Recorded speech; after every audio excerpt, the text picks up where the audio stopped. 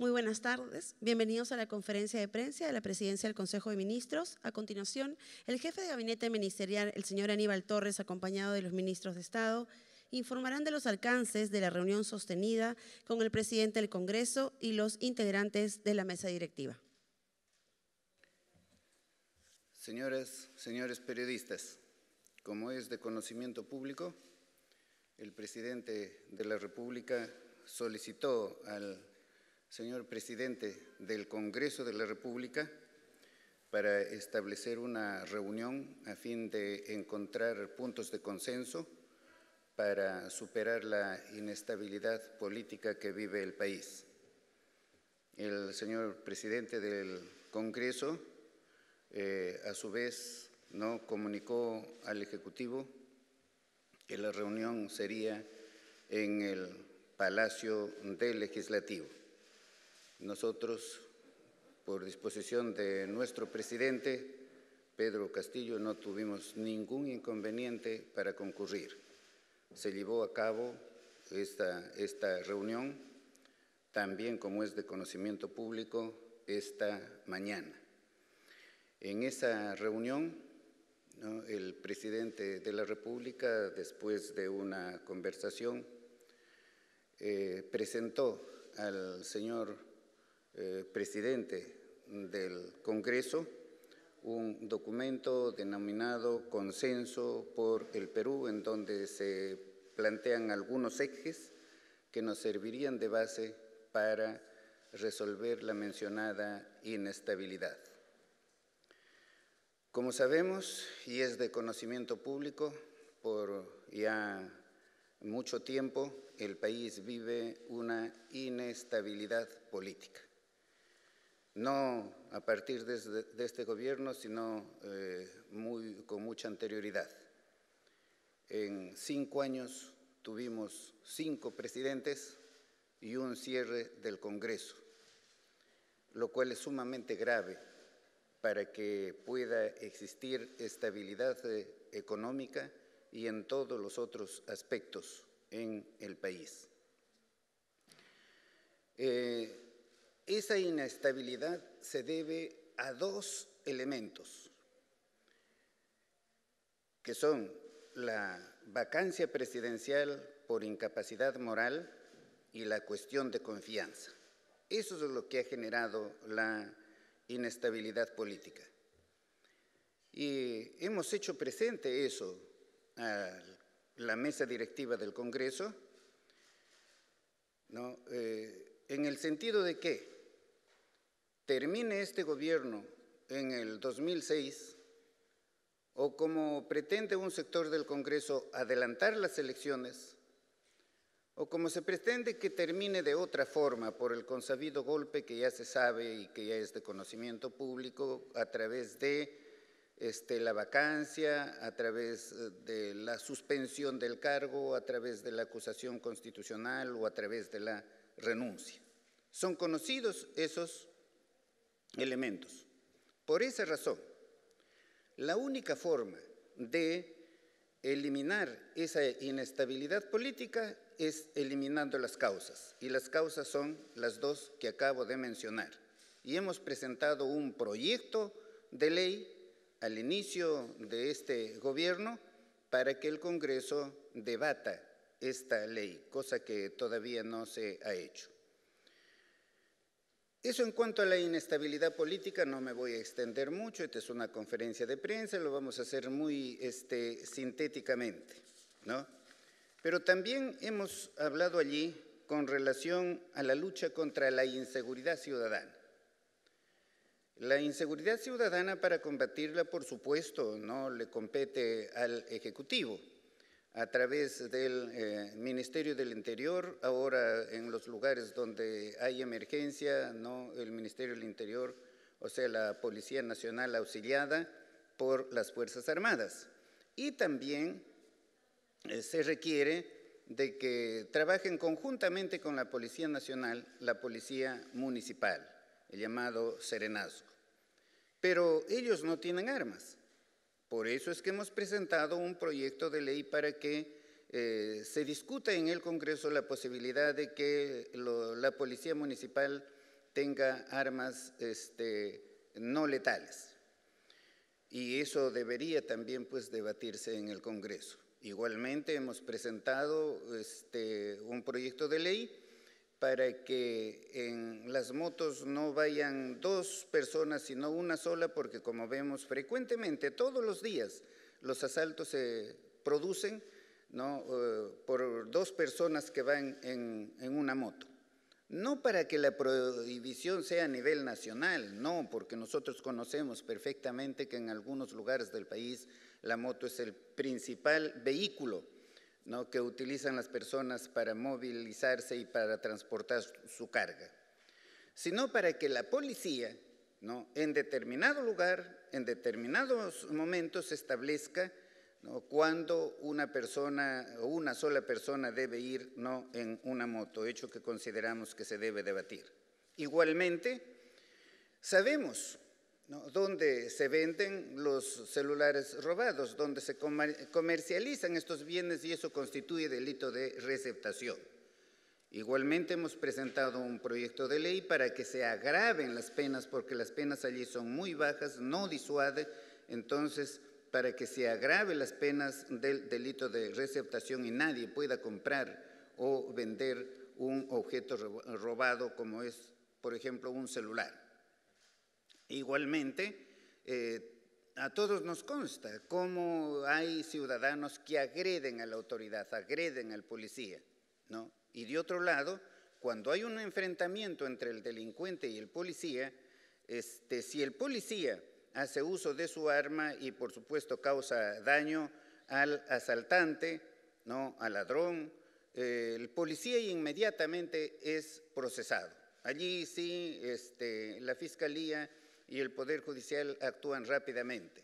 Esa situación tiene que cambiar, porque todos los ciudadanos estamos en el deber de respetar a la autoridad. Entonces hay que reforzar también la posición de la policía. Eso entre algunos medios que se tienen que adoptar para establecer la seguridad ciudadana.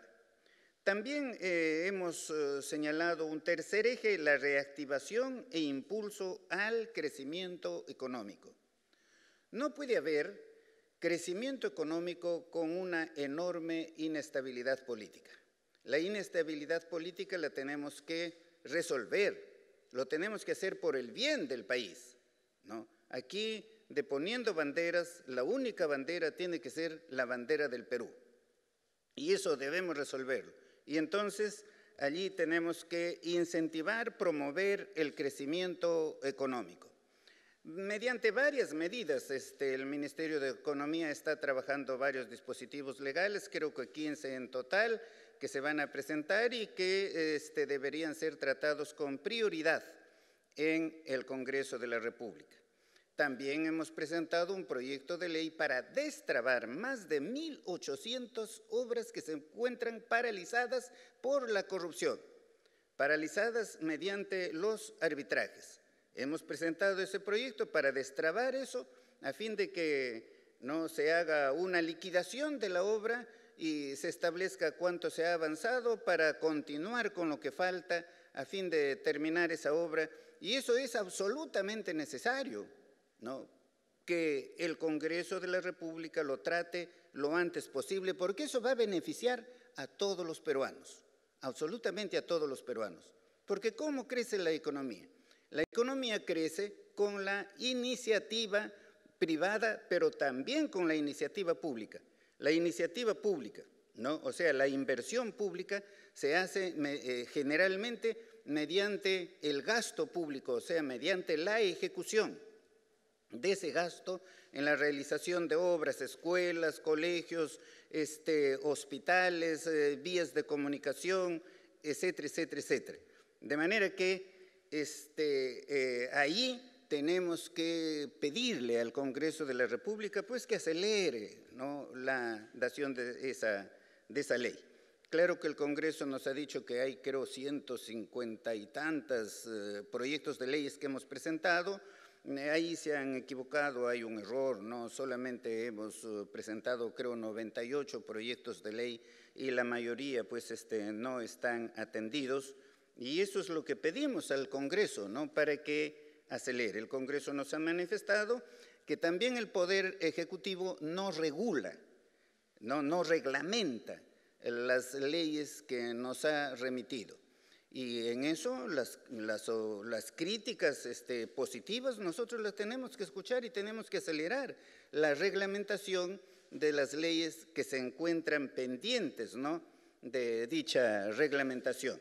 Pero allí también hemos hecho presente que el Congreso de la República muchas veces expide leyes en las cuales hay gasto y el Congreso no tiene capacidad de gasto, no puede hacer eso. Y entonces el Ejecutivo tiene que observarlo cuando la ley contraviene por la forma o por el fondo a la Constitución. No podemos dar pase nosotros a una ley que contraviene, ¿no?, a la Constitución, ya sea por la forma o por el fondo. Claro que allí se manifestó una congresista, miembro de la Junta Directiva, que ellos proceden conforme a ley y explicó el proceso en el cual proceden para dar la ley. No íbamos a entrar a ese debate, no era nuestro debate, en fin, ellos tienen sus asesores al respecto, ¿no?, para verificar si se debe aprobar o no se debe aprobar una ley. Pero si es que se va a seguir dando leyes que contravienen a la Constitución, ya sea por la forma o ya sea por el fondo, entonces no vamos a poder avanzar legislativamente, sino por el contrario vamos a tener retrocesos. Claro que aquí en la reactivación económica también tenemos la segunda reforma agraria, para lo cual hemos presentado un proyecto de ley, ¿no? Tenemos, por ejemplo, también el ingreso libre a las universidades. Como un cuarto eje, nos referimos a la acción conjunta y comprometida para mitigar y contrarrestar un escenario más adverso de precios de los combustibles y granos en la economía global. Nosotros importamos maíz y trigo, que no producimos lo suficiente.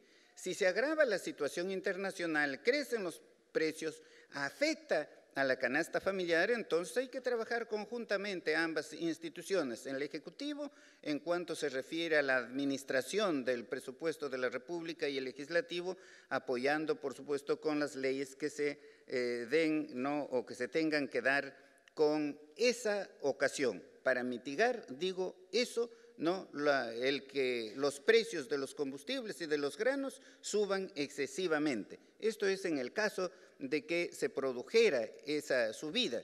Hay que trabajar con prevención allí. Un quinto eje, la lucha frontal contra la corrupción, el narcotráfico y el terrorismo. Hemos presentado, por supuesto, también un proyecto de ley agravando las penas, ¿no?, para los actos de corrupción, tanto del corruptor como del corrompido.